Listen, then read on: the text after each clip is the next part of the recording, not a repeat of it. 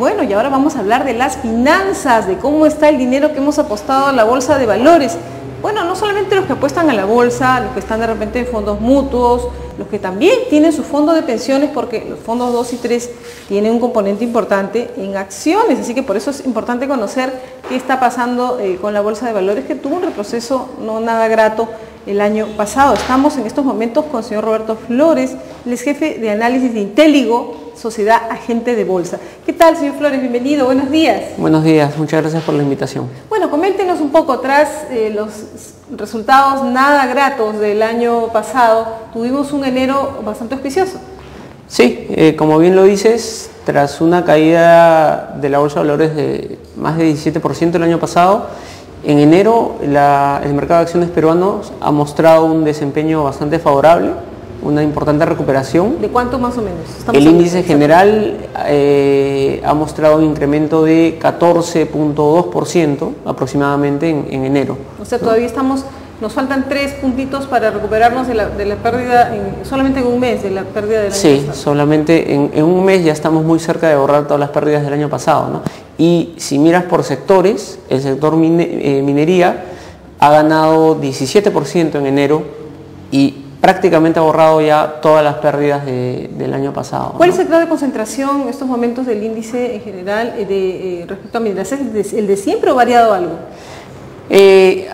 Con el tiempo ha disminuido ligeramente el peso de la minería dentro de la bolsa. Hoy explica más o menos 45-46% del índice general, ¿no? Hace 10 años explicaba 65% de toda la bolsa, ¿no? Sí. Bueno, entonces podemos decir que en primer grado es la participación de las mineras. El desempeño de las mineras es lo que ha influido en ese 14% que usted menciona. Así es, luego, correcto. ¿cuál es el segundo sector que contribuyó a esa mejora? El segundo sector, muy cerca del sector minería, es construcción. Las acciones del sector construcción han mostrado también una recuperación muy significativa en enero, de la mano pues con los sólidos fundamentos de la economía peruana, ¿no? Siempre, en su momento lo dijimos, Intéligo lo dijo, que las acciones ligadas a demanda interna habían sido sobrecastigadas el año pasado y se habían comprado un problema ajeno, ¿no? Porque la bolsa el año pasado cayó principalmente por toda la crisis en la eurozona, aunque también tuvo influencia el ruido político por las elecciones, pero el factor más predominante detrás de la caída del año pasado de la bolsa fue la crisis internacional, ¿no? En enero las acciones del sector construcción definitivamente han mostrado un repunte importante, ¿no? Y entonces en el resultado de enero tenemos recuperación también de mineras recuperación y mejora en construcción, lo que explica este 14%. Esos son los sectores que han guiado la recuperación de la bolsa. Sin embargo, todos los sectores en realidad han reportado ganancias, ¿no? Tal vez en menor medida, pero también reportando ganancias el sector eléctrico, el sector bancos y las agroindustriales. Quizás anticipándose a los resultados que se van a ver en marzo del cierre de año o del primer trimestre, ¿qué exactamente puede estar influyendo en esto? Dice que la bolsa siempre se anticipa. Sí, bueno, yo empezaría por el tema externo, ¿no? Yo creo que los inversionistas se han desacoplado un poco de lo que está pasando en Europa y han comenzado a ver cómo está Estados Unidos, cómo está China, y se han dado cuenta pues que estas dos economías, las dos principales economías del mundo, están mostrando señales de crecimiento y de que están un poco ajenos a lo que está pasando en Europa, ¿no?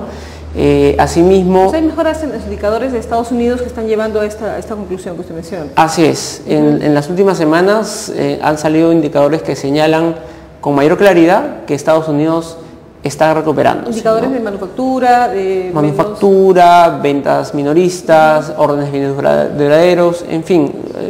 Más empleo. Así es. Hay una recuperación del empleo, ¿no? Correcto. Tal vez el segmento que todavía está rezagado es el inmobiliario, ¿no? Que fue difícil que se recupere totalmente, el que generó toda la crisis hace 3 años, ¿no?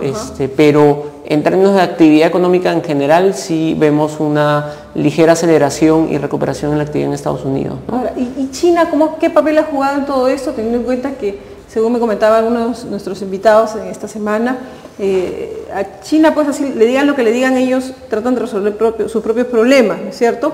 y también tienen un menor ritmo de crecimiento, ¿no? E inclusive se habla de una mayor desaceleración. ¿Qué tan cierto es eso? En primer lugar, analicemos lo que ha pasado y lo que puede pasar. Lo que ha pasado en China efectivamente es que la actividad económica se ha desacelerado, pero un punto importante a tomar en cuenta es que esta desaceleración ha sido inducida por el propio gobierno. Ellos necesitaban desacelerar, también tenían un problema de precios, ¿no? Así es, había un riesgo de sobrecalentamiento, ¿no? Y había también un riesgo de burbuja inmobiliaria. En este contexto, el gobierno de China, desde finales de 2010, comenzó a aplicar una serie de ajustes, ¿no? Incrementó la tasa de encaje, la tasa de referencia y estableció algunas restricciones al mercado inmobiliario chino, justamente para evitar un repunte de precios y la creación de una burbuja, ¿no? Entonces, la desaceleración de China ha sido inducida por el mismo gobierno. Hoy, que los precios de las viviendas ya se han estabilizado y que la inflación en general ya ha quebrado su tendencia al alza, es muy probable que China relaje esos ajustes que estableció y por ende evite un frenazo en la actividad económica, ¿no? Y eso es lo que lleva a pensar entonces que no va a haber un retroceso en los precios de los metales. ¿Qué va a influir todo esto que usted nos está explicando del contexto internacional al desempeño de la bolsa? Porque ya pasó enero, estamos ya ahorita en febrero, estamos hablando de los 3 primeros meses del año, concretamente. Bueno, el hecho de que China siga creciendo a tasas de 8.5% garantiza que la demanda por metales base va a continuar sólida, ¿no? China es el principal consumidor de cobre, explica el 35% de la demanda mundial y el cobre explica el 23% de nuestras exportaciones. Entonces, el hecho de que China siga creciendo a tasas menores que las de 2 años previos, pero relativamente altas todavía, garantiza pues que los precios no sufran una drástica caída y que la demanda también se mantenga en términos relativamente altos, ¿no? ¿Y este primer trimestre cómo lo ve? Porque él me decía, bueno, una golondrina no es el verano, refiriéndose claramente a enero. Sí, yo creo que lo que hemos visto en enero no debería ser un reflejo de lo que vamos a ver en todo el año, ¿no? Siendo realistas, ¿no es cierto? Así es. Nosotros en Inteligo hemos proyectado sobre la base de los modelos de empresas que cubrimos que el índice de la Bolsa de Valores va a subir 30% en el 2012, ¿no? En enero ya va creciendo 14%, ¿no? Nosotros mantenemos ese 30%, o sea, creemos que lo de enero ha sido un efecto de inicio de año, ¿no? Muchos inversionistas, simplemente por el cambio de año, tienen renovadas expectativas frente a lo que puede pasar, ¿no? Además hay un tema de exceso de liquidez en los mercados mundiales, y esa liquidez ha venido a parar a los mercados emergentes, ¿no? Pero como te digo, la crisis en la eurozona todavía no ha sido solucionada al 100%, entonces vamos a continuar viendo volatilidad a lo largo del año y eso va a frenar un poco el avance del índice general, ¿no? Ahora, respecto a en general, si nos comparamos con otras plazas como las que estamos integradas, ¿no? Hablemos de Colombia, de Chile, y si es que se integra al MILA México también.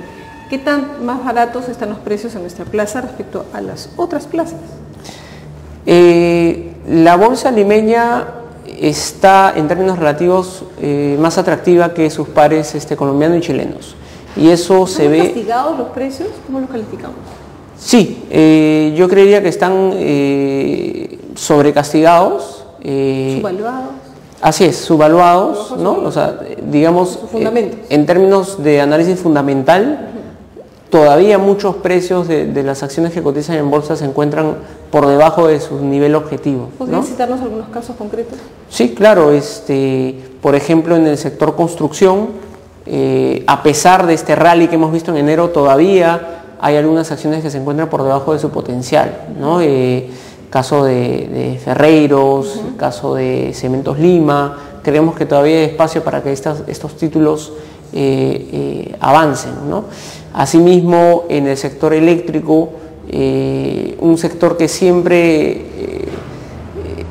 no es tan vulnerable, digamos, a escenarios de volatilidad, también ofrece favorables expectativas de apreciación de capital, ¿no? Así es. Ahora, pero de todas maneras, estamos mucho más rezagados que la plaza chilena o que la colombiana. ¿De cuál de ellos no estamos con mayor distancia? Sí, mira, si tú analizas el indicador precio sobre utilidad, te vas a dar cuenta que la bolsa peruana se encuentra en términos relativos mucho más rezagada que Chile y Colombia, ¿no? Más o menos al comenzar el año teníamos un indicador precio-utilidad de 12 veces, mientras que Chile y Colombia estaban por encima de entre 13 y 14 veces, ¿no? Eso te da una señal de que la bolsa peruana se encuentra un paso por detrás de la bolsa de Chile y Colombia en términos de precios relativos, ¿no?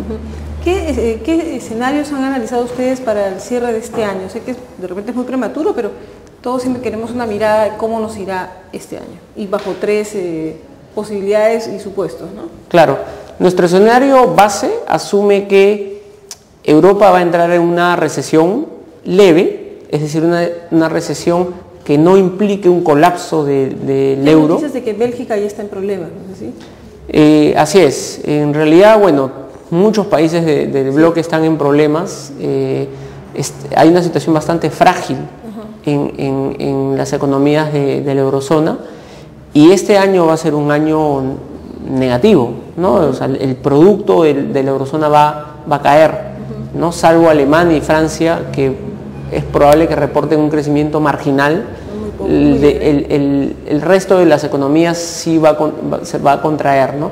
Ahora, como te digo, si bien esperamos una recesión, tampoco estamos, o sea, creemos que las autoridades y los líderes de la eurozona, junto con el Fondo Monetario y otros actores internacionales, van a evitar que la situación alcance un nivel sistémico. Que caiga alguno en default y que en consecuencia eso afecte en cadena. Así es. ¿Y bajo ese escenario qué va a pasar entonces?